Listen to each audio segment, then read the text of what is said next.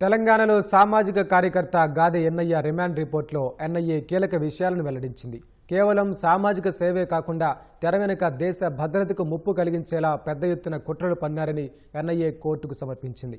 October 18న Chhattisgarh ఎన్కౌంటర్లో మరణించిన Maoist అగ్రనేత వికల్ప్ అంత్యక్రియల్లో ఎన్ఐఏ చేసిన వ్యాఖ్యలే ఆ కేసులో కీలక ఆధారాలుగా మారాయి.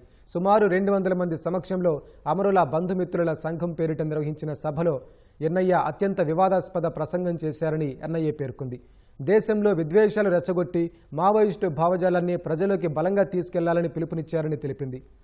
దేశవ్యాప్తంగా అనేక చోట్ల విధ్వంసాలకు పాల్పడాలని, సాయుధ విప్లవం వైపు ప్రజలను మళ్లించేందుకు కుట్ర పన్నారని దర్యాప్తులో తేలింది.